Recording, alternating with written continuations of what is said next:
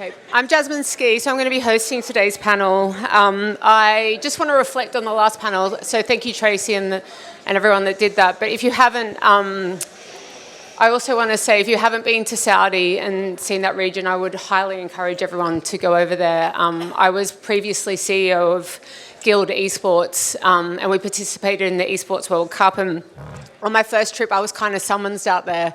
And I think I've been 7 times since and was part of Wimena in February.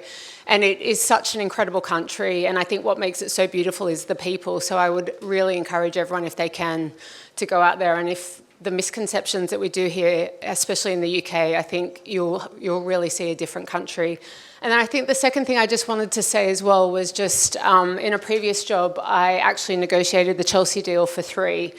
And a big part of us doing that deal was actually the women's team. And when I came in to negotiate that deal, that whole wall was full of men, the footballers, and coming in today and seeing so many women on that board is just the opportunity, I think, when brands do come into this space and really do support women. It goes beyond eyeballs on media. You actually get to change sport. So I would just really encourage everyone here who is a brand and can influence women in sport to do that. But what I'm going to do is hand it over to the panel so they can do introductions, and then we'll get started. Hello, everyone. My name is Rebecca Hopkins. I'm the CEO of the STA Group. We own entities like the Sports Technology Awards, Sports Tech Annual Review. I've worked in sport for about 25 years now. And in that time, I think the biggest evolution I've seen, when I first entered sport, I wouldn't even hope to look at a room and think there was anywhere near parity of gender in the room. Often, one was the loneliest number. So it's lovely to be here today, really excited about the topic, and delighted to be talking to so many peers who are female. Thanks so much for the really kind invite to be here today. I'm Professor Jo Maher, and I'm the Pro-Vice Chancellor for Sport at Loughborough University. We look after sport as a global world #1 research ranking. We have a Women in Sport Research and Innovation Hub that we've just launched, supported kindly by colleagues here at DCMS and Minister Stephanie Peacock. And we are trying to change the game in terms of research and innovation across over 50 academics to help improve sport for everybody. Yes, good morning, everybody. My name is Manfred Lerley.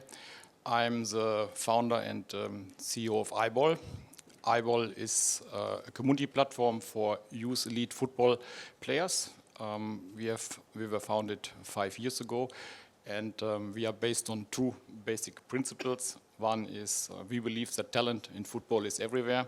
And secondly, we believe that visibility creates a lot of opportunities in the football space. So that's why we created a platform where today basically more than 1,000 football clubs are participating. We have more than 260,000 player profiles on the platform, and we are reaching out in over 30 countries, over 3 continents. Hi everyone, I'm Erin Bourke, and I'm the lead of the FIA's United Against Online Abuse in Sport Coalition. We are an organisation of 68 members now across the globe and across sport.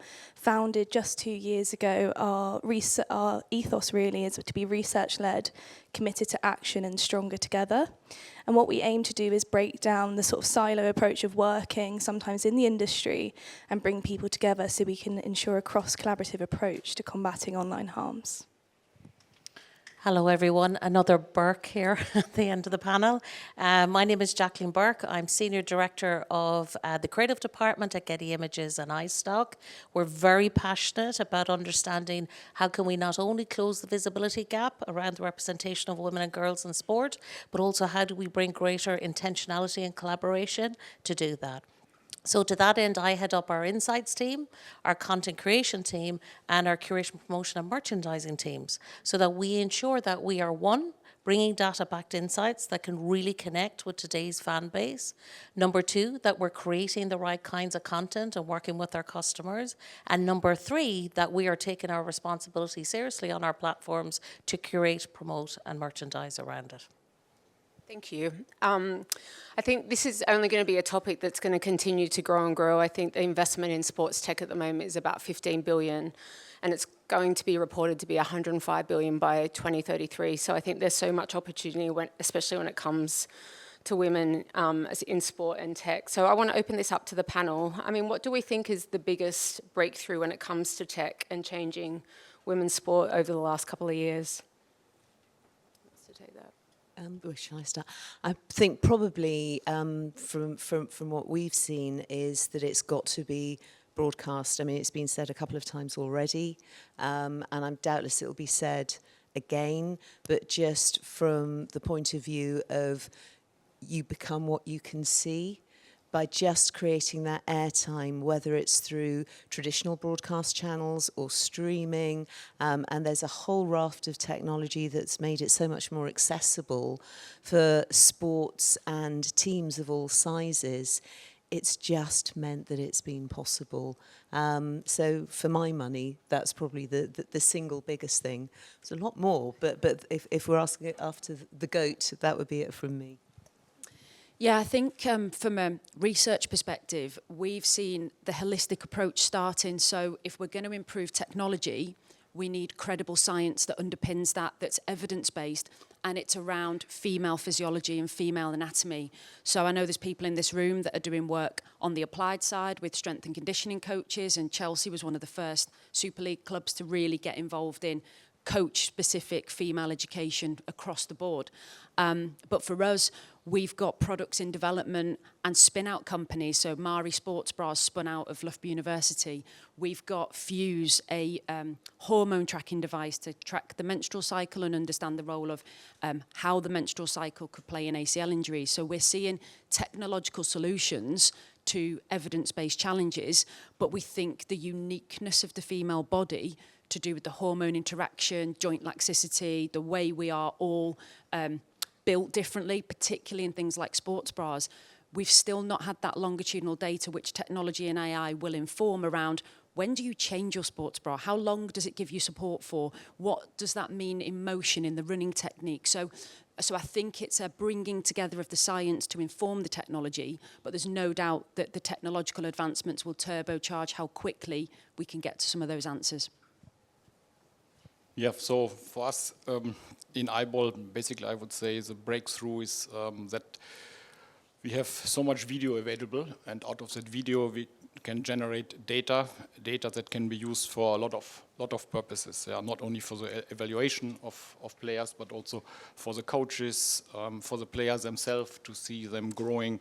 Individual player development is a big topic, and we are using that basically on very simple sports cameras, where we now can run algorithm on the videos. We created more than 10,000 data points per game, so you can imagine there is a lot of AI afterwards involved to interpret those data, and that is a major breakthrough that is now feasible, basically. I think it's pretty obvious for us in the online abuse space. It's AI and sort of the monitoring of digital communities has been a real sort of development in this space. Generally going forward, for the female representation, there's a real need for us to have data sets and break down those barriers and support that growth, because inherently with a lot of AI, you do get biases in terms of the data sets. And so as part of the coalition, what we do with our academic partners, which Pfizer mentioned earlier, Dublin City University, is actually give them access to that information, unite the academics with the industry, and help develop that course, essentially. Dublin City University is my old university, and I used to lecture there as well, so delighted to hear it. Speaking very specifically from a visual storytelling point of view around women and girls in sport, I think for the last 3 years, Jasmine, in terms of your question, it's really been down to seeing the increasing appetite by sports rights holders who come to us at Getty Images who really want that chiseled, data-backed insights that specifically speaks to the impact of the visuals that they will create. We're also seeing huge appetite honestly around the world where, you know, we know that people of all genders want to close that visibility gap on sport. We know that any conference we go to, any conversation we have with the sports rights organisation in particular, it starts off with, how do I close the visibility gap in order to get the funding and then to move on through the programmes? And so research becomes all important. And it's interesting, I'm just back from MENA, so I'm very jet lagged like Erin on the panel, but I've been through Saudi Arabia, Bahrain and UAE, but we did a workshop in Bahrain with the Olympics Committee there, and it was very telling where a lot of government organisations are really speaking to us about the fact that media as a pillar and then visuals as a pillar has not always been as prominent in their plans. And what they're really looking for is to really get that data that highly goes into the demographics, that really looks at it from a national level, that cuts through across the generations. So if you think about the younger generations coming up where a lot of brands are sandboxing so much with generative AI, they want to understand where that value point is. That's great, thank you. And Jo, I just want to come back to what you talked about. When you're doing this research, I think, what are the biggest differences we see between male and female athletes, and what are some interesting findings that's come out of that work? Yeah, I think across sports science literature, we know that, you know, if you take the last 2 decades, there's a 94% gap in the male sample sizes and female sample sizes. We're trying to encourage our academics to shift their thinking so that we've got to think about female first. So we've got to design our research not to compare against the male, because our bodies are just so different. And to do that, we're taking a life course approach, because not only is every woman in this room designed completely differently, how you change over time is completely unique to you and at the stage that you're at. So we're looking at all stages of the female body and how that develops. We're looking at that through athletic career stages mapped onto it. And some of the biggest things around those hormonal changes, we're seeing post-pregnancy, perimenopause, postmenopause, and trying to really break that down on an individual basis, which is why it takes over 50 academics to do that. But I think one of the main things that we've recognised is in sports manufacturing, you know, if you look at IDA, they're developing football boots bespoke to female feet, and it is that approach from the feet up. The Q angle of the knee joint, how we decelerate from a strength and conditioning perspective, all of those factors come together. So I think the main difference between the male and the female body is the variability of the angles as well as the hormonal changes. And to then design studies that are holistic, we're having to bring in a biomechanist, a physiotherapist, a strength and conditioning coach. So it's taking a huge amount of work. But I think those are the kind of key things that we're seeing as a change. And there's some really exciting things emerging from our findings. Great. Thank you. And Rebecca, just moving on to you, I think they report that only sports research, 6 to 8% is actually invested in women. And you talked about broadcast, which is obviously helping when it comes to revenue. But what do you think we need to do to change this? And I guess what else can women's sport that may not necessarily be broadcast, what they can be looking at to get that investment? Well, I think just to answer your question, but also touch on something that Jo said. Jo's absolutely right with the research that's coming through. And I think for far too long, women were treated like little men, which clearly we are not. And the joy that we've got with, particularly with the awards aspect of what we do, is we have a global view about all the technologies and all the tech-led innovations, or science and engineering innovations that are coming through. This was the first year. The awards have been running 13 years now. This was the first year we were able to put up a category and for it dedicated to innovation in women's sport, and it actually have sufficiently robust entries that we were able to take it from entry all the way through to ceremony, which is really shocking. And at the risk of being a bit doom and gloom, you know, the work that you cite, Jo, is absolutely great, but there's not nearly enough of it, nowhere near enough. And I mean, there are also some very big questions to be asked about, you know, if we take football, for example, we know that women's necks are 25 to 30% weaker than men's.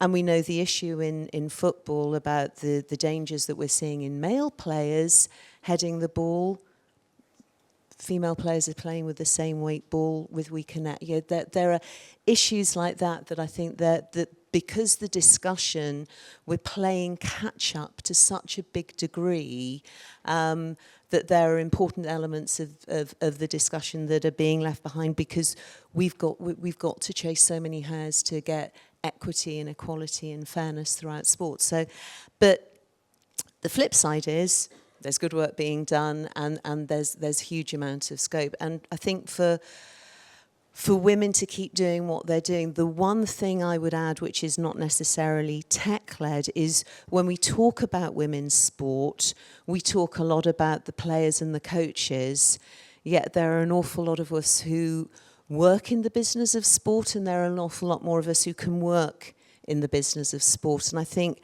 having women on all sides of the fence, I divide the sports sector into suits, tracksuits, tracksuits, lab coats and wallets. Those are broadly the four areas we all work in.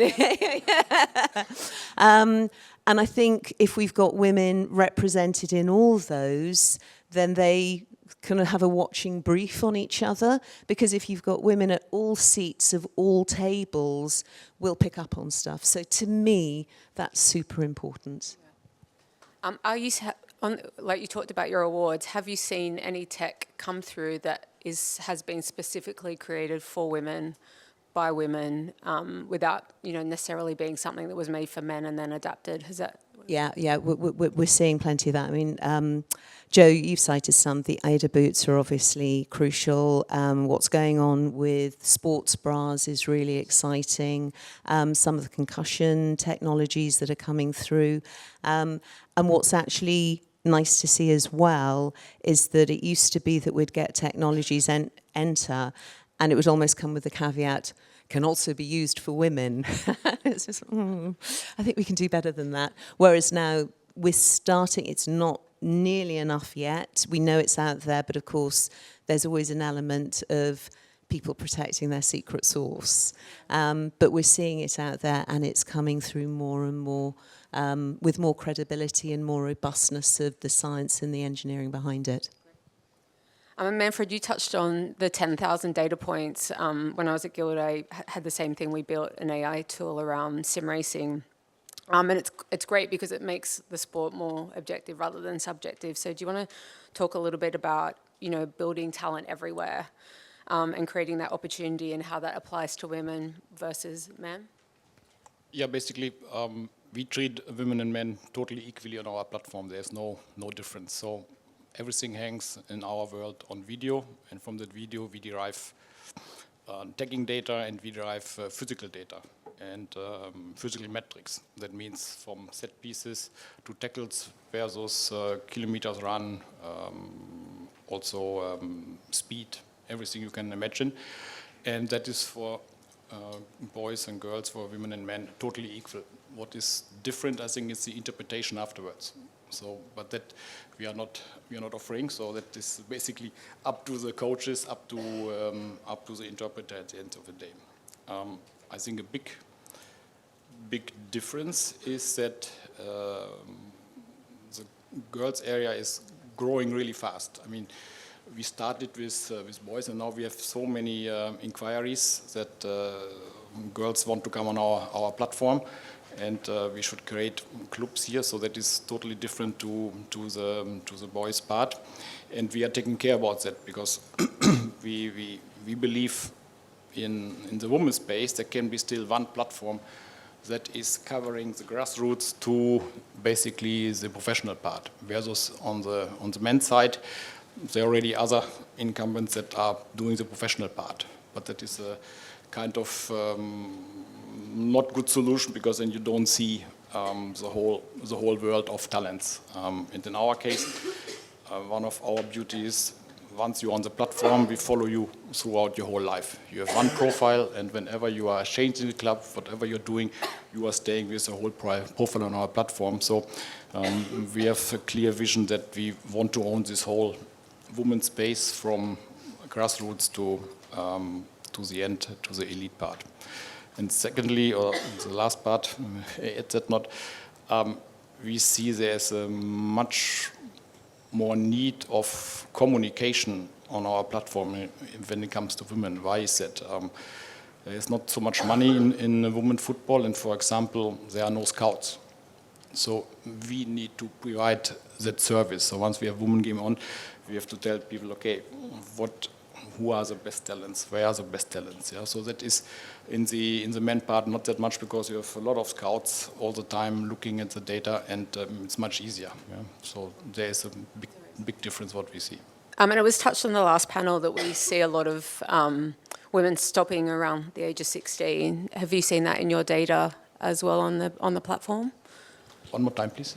I said it's like we discussed it in the last panel. We heard that a lot of women are stopping when they turn 16. But yeah, are you seeing that on your panel as well? Yeah, we see that because there's basically no pathway to the professional area.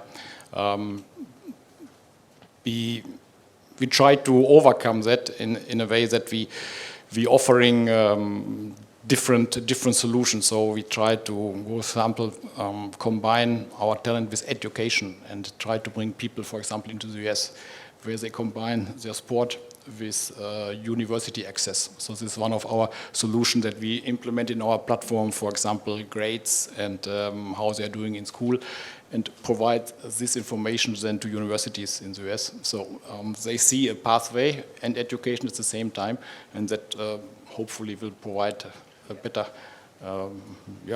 future for them.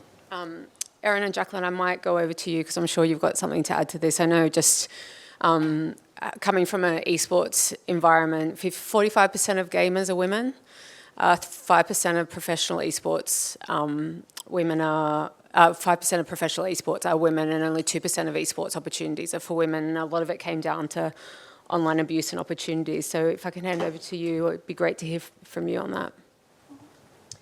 Yeah, I think, so we know just online abuse impacts everyone, but disproportionately it impacts females and minority communities.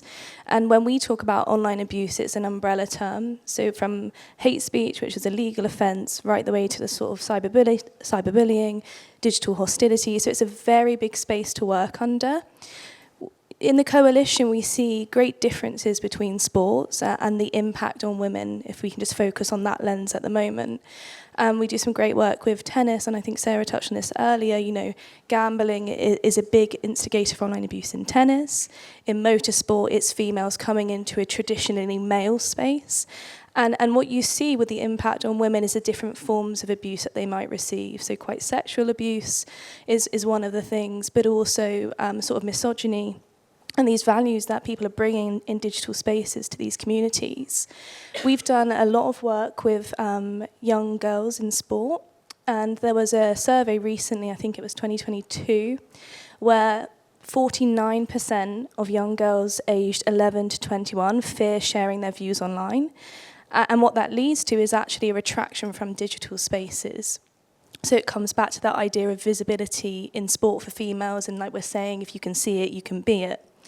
But at the elite level, we spoke to an athlete not so long ago about their experience, and they had a spate of online abuse. It was a pile-on, it was a sort of standalone incident, but that had an impact on her for 10 years. And if you think about their careers, that might be the lifetime of them at their peak performance. And it's not just, you know, mental and physical impact, which I think we all can kind of assume, but also commercial impact as well. And so we talk about sort of female parity in sport. If elite athletes, or any athlete for that matter of fact, don't want to be in those digital spaces, then they're missing out on opportunities for sponsorship and commercialization. And that's a really big factor in the work that we do. So yeah, there's a lot to unpack, and we've worked quite heavily with esports, and the sort of esports and gaming community is very different. It brings its unique challenges in that sense. But I met with actually the Forza game, Microsoft, just 2 days ago in Seattle. And it was really interesting because they've cultivated a really strong digital community where people moderate between themselves on their platforms. And so that's a positive case study that it does exist, but it means people being in leadership positions, people, you know, addressing this issue head on to make that real lasting change. Yeah, I mean, it's critical. If you don't know, I think 75% of females experience abuse when they're gaming, and it's usually of sexual or violent nature. Turning one in 10 becomes suicidal, so it definitely does that impact. And Jacqueline, do you want to add to that? Yeah, sure. I think it's quite poignant, hearing a lot of this, and it's difficult. When we go to, and I'll share just an insight I've had from being in the MENA region in the last couple of weeks. When we go to talk about that challenge around how do you build a pillar around visual storytelling as a sports rights organisation, one organisation shared with me, which is something we're beginning to see as a pattern, they haven't had a visibility pillar precisely because of the online abuse that their athletes are receiving, that they don't want to bring in visibility and they don't want to bring into a media pillar. And one of the ways in which we, I'll just confirm from Getty Images visual GPS perspective, well, from our research, we're seeing that females are telling us that the gender divide for them in sports started at a very young age, just in terms of the dropouts around puberty. Then number two, when we go to proactively bring collaborative voices around the table to show how with greater intentionality we look at closing that visibility gap, we bring together female athletes, we bring together female photographers. And in one of the workshops that I was running over the last couple of weeks, it's really difficult when you hear female athletes come into a room and they speak, it very cuts through the heart on they're challenged because they have to work. They're also trying to keep up with their training schedules. B, they're trying to be at the height of their athleticism on the pitch or where it may be. They're also going through a lot of surgery in the background. They also find that they don't always have the funding and the resources and the time to help them drive their brand sponsorships point of view. Then they're trying to understand, how do I push all of that in social media? So I do workshops on where are you getting your visual inspiration? Who are you looking up to? How are you trying to understand how you connect with your fan base? And they're doing all this work and then at the same time putting up with a lot of online abuse. So it is phenomenal to think about our female athletes today who are putting up with this and really trying to get to the end. Then you talk to the female photographers who are behind the lens, who are also really struggling within a very, a very gender-specific, traditionally space, and also trying to fight to get those visual representations right. So I think there's a huge amount of work that needs to be done, and obviously it always begins with collaboration, but there is a consistency and a commitment that's needed. Yeah. I guess moving on to a positive is we are seeing more research go towards demonstrating women's skills when they're participating and playing rather than their looks. Are there any sports that are leading that way and any brands that are working with sports that are doing that as well? Yeah, yeah, Jasmine, sorry, that's a good point. So what we see is that in all of our surveys that we do around the world, and we survey a minimum of 7,000 plus people in 25 markets, translated into 13 different languages. And one of the key questions we've been asking for the last 5+ years very consistently is around, how do you think that female athletes should be visually represented? And every time we ask this question, the points go up. So number one, as you just said there, Jasmine, people have an opinion. People of all genders want to see female athletes represented more for their athleticism and their skill rather than their beauty or their glamour in some senses. And it's an interesting point because you often see a lot of the younger generations or sports rights holders or athletes themselves trying to talk about the glamour, the lifestyle, around the sport. To engage with that and some of the social media influenced visual languages. But more specifically, just drawing it back in a little bit, sorry, Jasmine, the jet lag is getting to me now. But running back into it, I think it's actually really important that, yes, they have an opinion on it, but then it's so hard to find the space. So one of the brands that have been doing it really well, and I did speak about this last year at this event in Wimena, but because I still think it's a very standout and class example, is when Belinda Moore was CEO of the Premier Women's Rugby League and did the rebrand campaign around Power Differently, which was really taken at its essence the traditional headshots that all team players often have to take as athletes, and really trying to do that in a completely different way that centered the female players' gaze immediately. So what that basically, really looked at was what was the data and insights that would drive that we could share with the female athletes themselves, who very much want to be ambassadors for their sport and connect with their audience base. So we have our women and girls in sport guidelines at Getty Images, which is really looking at safeguarding as well.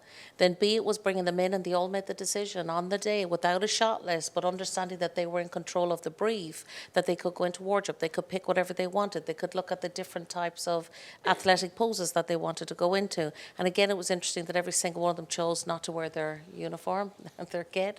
And then it was about like really trying to understand, how do you create a space where you can bring your authentic self that gives that more closer connection, and then bring that out and explode beyond traditional sports media. And I think that's an interesting piece when we're looking at this increasing landscape of sports fragmentation that actually can be quite positive in empowering the female athletes' gaze. Thank you for that. I'm going to move on to AI because I think it's obviously very topical, especially when we talk about technology. And what I would love from the panel, but I will start with you, Jacqueline, is just, we hear so many negative stories, and it's going to take jobs, and in your space with creativity, it would actually be nice to hear about where you think AI is and where it's going for you. And I guess I personally think from a positive perspective, because I do think it can add a lot of value. Yeah, so we very much have been looking at it from a research perspective, and we've been looking at how do you build trust in the age of AI through the power of visual storytelling, given the fact that we do have to mention that generative AI is on the rise when it comes to visual content creation. And so from that perspective, what we've been really looking at is understanding where, when, why, and how should you use generative AI as you go to market with intention. And we've been basing that on how consumers feel around the world when it comes to it. So I can absolutely confirm in our 30 years at Getty Images, we have never seen consumers come from such a place of deep mistrust when it comes to anything to do with visuals now. And it's really down to the fact that they cannot trust what they see anymore. So 76% will tell us, I don't know if the visual that I'm looking at, whether it's video or stills, is real or not. 87% are now telling us, I want a label on it. I just want to know if this is a generative AI piece or not. So we've been doing things like visual testing. So we'll take like real images shot by a human versus real images shot by a human. That's been through traditional photoshopping, for instance, versus CGI or 3D modeling versus generative AI by our own generative AI model at Getty Images. 70% of consumers can correctly identify a generative AI image. And when we ask them, what are you looking for? They're looking for a lack of realism, perfection, fantasy. And then on the positive side, Jasmine, we are really seeing that, people are really excited about the creative possibilities that generative AI can bring. However, they do also want to ensure that authenticity is respected.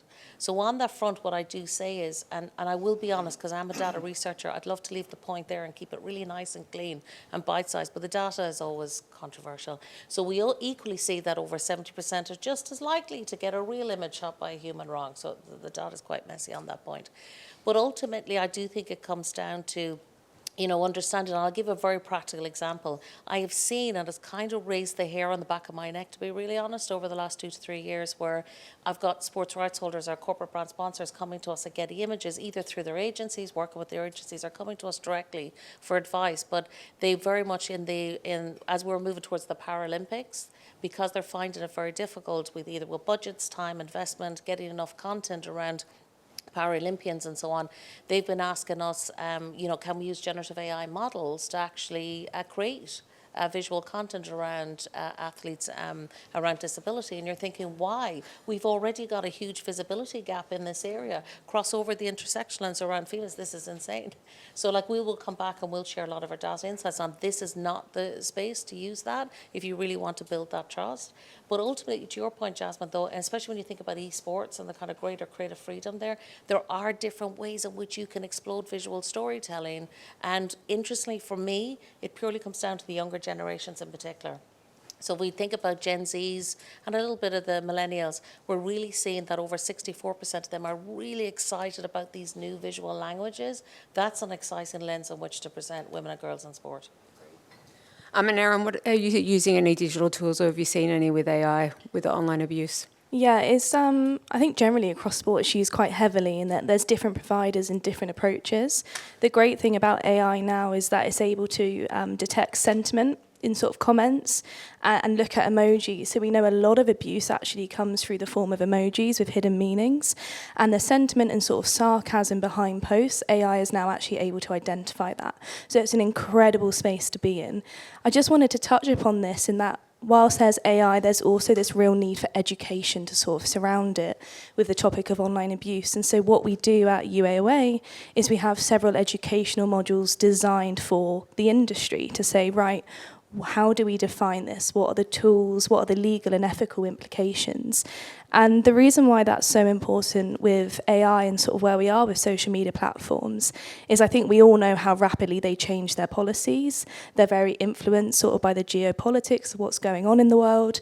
And so what we try and do is really empower the end user. Because if you as an individual know your rights, your protection, your sort of country's framework, then that makes you more empowered and protected in those online spaces. So it's a really sort of tech needs to work with the education and the research which we've heard about. Great, thank you. And Manfred, how's AI working with you with 10,000 data points? I think it's a totally different question from we just heard. We are developing our company totally AI-driven. That goes from programming to support, also for the players and the coaches. And the bigger projects are how to basically summarize searches. So when you come to a platform and you have 10,000 players in the female area, so how do you search? Yeah, and at the moment we search what is your age, are you playing, and so on. But that's not the future. The future is somebody. I want that type of player. So we have to create archetypes, and then we are searching the database based on that special feature of that archetype. And second one. Bigger topic is how can a player create out of his, when he has 40 games on the platform, soon a report from himself to send it out. Yeah? So that we call Gen AI. And then the Gen AI goes in and says, what were my best passes, what were my goals? And you have in, 10 minutes, you have a report of yourself that you can send out to coaches, to universities, whatever. So these are the real topics what we are working on now. And when we look a little bit further, the last topic is computer vision. How can you actually read? How can you read from a video everything you want to know? Now it's 80% automized, 20% still done by hand. But the future is, can I use AI to understand what's happening actually on the video? Because our eyes can actually do that. You can say, that's a good player, that's not a good player. So AI should, in theory, be able to do that as well, but there's still a long way to go. But we're on a good way, I think. The models are there. It just needs more time to implement, and we have, I don't know, we have so many data points to train all those models. So for us, that shouldn't be a problem in the future to get that done, I hope. Yeah, so just to Jacqueline's point earlier, if you've got people that want photographs of Paralympic athletes, then they definitely need a day at Loughborough, and you'll get the most diverse, amazing athletes that would enjoy being in front of the camera. I can think of many that would look to do that. To follow on from what Manfred said, I think we know that the Holy Grail is the digital twin. So your physiology, your biomechanics as a AI generative model, and as the science advances, how you could, so think about cricket. If you're going to change a fast bowler's technique, if you've not changed that technique in relation to them, you could create an overuse injury in a different part of the body. So you could use AI to make adaptations on the physical field of play. But I think what keeps going missing in a lot of the conversations is that human insight element. So the role of the coach, there's a lot of our coaches, they're world-class coaches, but they don't really understand AI and what it means to them, and how could that inform those on-the-field decisions or those welfare decisions for an athlete. How do we make sure through coach education we're getting the coaches to shape what they want AI to be? So I think there's a huge role of the coach, and I think psychology. So the psychology of human behaviour. Sometimes the physical differences between us will dictate performance. Sometimes those physical margins are so small now that actually that will to win, that resilience, those psychological characteristics that are actually quite hard to quantify from an AI perspective. So for me, I think that the technology will turbocharge the information, but the human insight, the psychology, and the role of the coach will be the thing that, creates that step change in competitive advantage for those that understand it and want to work with it. Yeah, I think the thing with AI, I think it was Sarah said on an earlier panel, yeah, it's not all born equal. And I think it suddenly hit the sector like a ton of bricks where everybody's suddenly hearing AI. And with what we do, we probably see technologies about 3 to 7 years before they hit the zeitgeist. So, for example, the intelligent gum shields were introduced to rugby 2 years ago, won one of our awards about 7 years ago. So that's kind of like, so I first saw AI coming through in all the entries about 7 years ago, and I asked somebody about it. They were actually, the technology itself isn't that recent. And at that point, the advice was treat it like the office intern. Don't give it an important job. And for God's sake, don't let it talk to customers. Because those were in the days where you could actually program, you could interfere with chatbots and you could get it to write a haiku, doing all sorts. So, but I think over the years, if people have got smarter with it, one of the things that has become apparent, and almost to your point, Joe, is that there is an organisational change inherent with the use of AI. And I think you've got digital natives coming through who are probably called something else now, but they're very comfortable with it, and almost getting slightly out of control with their use of it. And I mean, I don't know, Jacqueline, you know more about this than I do, but some of the environmental points that we hear about use of particularly images with AI and the impact that's going to have on data centres in the not too distant future, AI in the wrong hands is incredibly environmentally friendly. And also, and it would be interesting to if anybody's got an opinion about this, please nab me afterwards. There's almost this, as I say, the organisational consideration, whereby you've got data and technology that are almost understood in silos within organisations, and in too many sports organisation, there's almost a slight ostrich approach at the top, usually in smaller teams or governing bodies. Naming no names, not suggesting that it's a universal problem at all, whereby this silo element is so considerable. And I would guess, Manfred, when you come in to sell your product, you've got some very sophisticated people who are potentially being blocked at different points in the organisation because not everybody's drunk the Kool-Aid on data and technology. And I think from, when we look at technology and research revolutionising women's sport, indeed all sport, while technology and research are confined to silos within organisations, the status quo is never going to change. Yeah, I mean, when you talked earlier about the wallets coming into sport, I do think it is data and tech that is such a big part. And I think every organisation here, you need to be thinking about a data and tech strategy because it is critical. I'm going to open it up to questions now. I know everyone's been very patient this morning. It's been a great session and you might be hungry. So I think if there's any questions out there.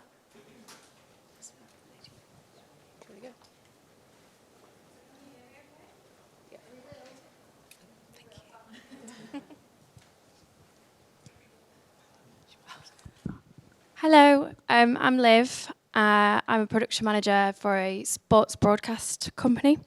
Rebecca, at the start you mentioned the importance of broadcasting sport. Absolutely something that I'm really passionate about, especially for grassroots and women's sports. It is something that we are breaking into as a sports broadcast company in grassroots in the UK. We do a lot of work in the MENA region, but women's sports and grassroots over in the MENA region is something that we're struggling to get the budget for, I guess. So I'm just interested to hear the panel's opinion on the current scope of broadcasting women's sports and grassroots sports and the future of that as well. And I guess any advice on breaking that area and allowing us to bring more attention to these sports through streaming and sports presentation in stadiums in order to enhance that engagement? Yeah, well, it's an interesting space insofar as the commercial model that drives professional sport is changing, in that broadcast rights outside the super big sports are not what they were. And I think to pick up the financial, to make up the financial shortfall, professional sports certainly, and that trickles down obviously as you go through semi-pro. Don't know so much with grassroots, that's not really my wheelhouse. But making up those financial returns, you've got to get your sport in front of people, A, to give sponsors airtime, and B, to get participation. So I think they're two compelling elements to be selling as part of the broadcast package. But getting grassroots to clubs to part with cash is a perennial challenge, and I wish I had the answer for you, but on that one, I'm not your person. But I wish you the best of luck. And if there's anything more I can do, just connect with me on LinkedIn, and if I think of anything, I'll let you know. But there are probably other people on this panel better placed to, or other people certainly within the conference better placed to answer that than me.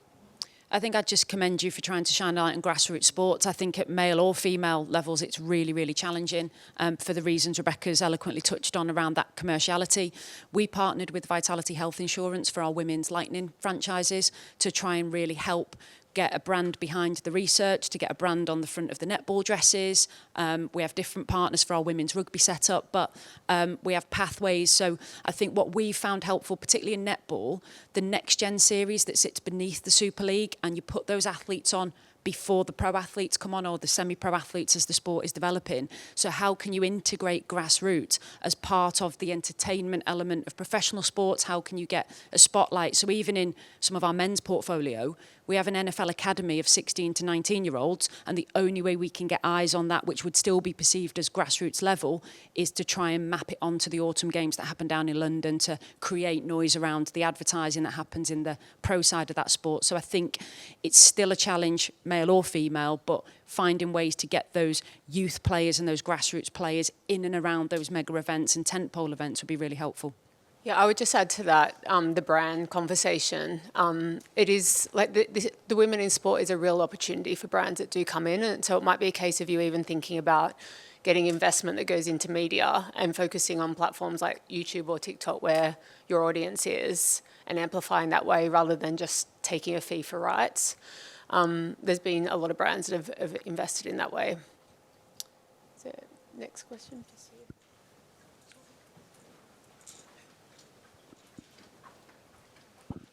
Thank you. I'm going to be looking down at my phone so I don't go on a ramble. But I'm Lauren. I'm the founder of a startup called Brown X Performance Lab, and it's very much an AI-powered sports lab and performance data ecosystem, and it's built to support athletes outside the elite system, so grassroots, young women, and especially from disadvantaged backgrounds as well. And we're in the ideation phase, and the main idea is a smart training environment with like personalized data dashboards and a digital strength gym. And I say this as my background is I was homeless, and then I became a Team GB powerlifter, ranking second internationally. And I graduated Cambridge last year as the strongest ever woman in Oxford and Cambridge.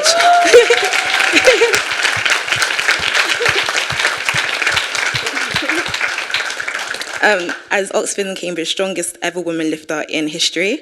So beyond tech, I understand that the issue is equity. And if we want to really diversify and make a sustainable talent pipeline in women's sport and across the UK, access to performance data shouldn't be reserved towards elite institutions, elite academies, just elite environments in general. But my question is on data democracy. So especially what you were saying, Rebecca, on the idea of women being seen as little men, how do we make sure that performance data isn't skewed towards men being the norm and men being the normative perfection that we're trying to achieve in our athletes? And the second question is, how does this non-normative data become a non-negotiable in the data landscape as a whole? Great question, and Wow, you've just made me feel really inadequate. I think one of the things that we're starting to see as a trend is that people are democratizing data in the way that you say. I'm not sure necessarily in your sport, but I'm starting to see it a bit in football, because the line that we're hearing people take is, you can put the data out there, it's what you do with it. And I think this is one of the things we hear. Sorry, we've gone over. Am I okay to answer this? Yeah. One of the things is it's what you do with it. Data is meaningless unless you've got the smarts when it comes to interpreting it. So I think playing your part in promoting that message and being part of that trend, we're at the thin end of the wedge with it, for sure. But I think as people are getting more sophisticated in the space and understanding that it's not acceptable to put out a one-size-fits-all, particularly with data, one size fits no one. So I think it really is ensuring that data at source, where you can influence it, you do. I'm not suggesting it's easy, but I think you'd be kicking it more of an open door with it. And best of luck. Thank you. No worries, it's all right. Is there any more? I think we've got time for one more, so we'll go at the back.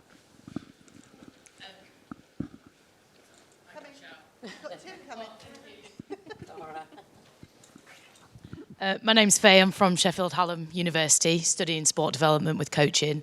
And one of my real interests is like strength and conditioning training with 13 to 15-year-olds, looking at girls in particular. What kind of technology would you encourage within this age range to start adopting in their early career? Aimed towards Joe or anybody.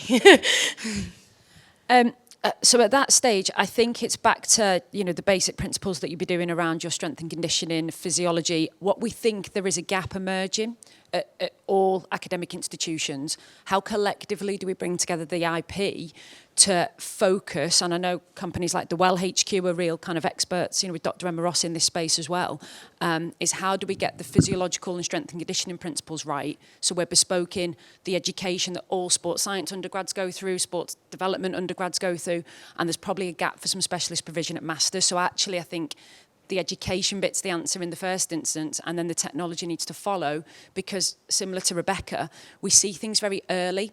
We see a lot of startups in this space start and fail because they didn't have the cloud experts. They needed £1 million of venture capitalist funding, but they only got angel funding. So actually we're seeing much more of a, the wallet challenge and the funding challenge for the data and the technology apps, as opposed to the people with the right ideas and the will to make it happen. So I think some of the apps need a little bit more development behind the scenes before we start to recommend for 13 and 15-year-old girls. I think go back to first principles of your science in the first instance, and the technology will start to... It's not the technology needs to catch up, it's the evidence-based technology and the money to help it catch up, it would be my answer. Thank you. Will you join me in thanking the panel for their time today?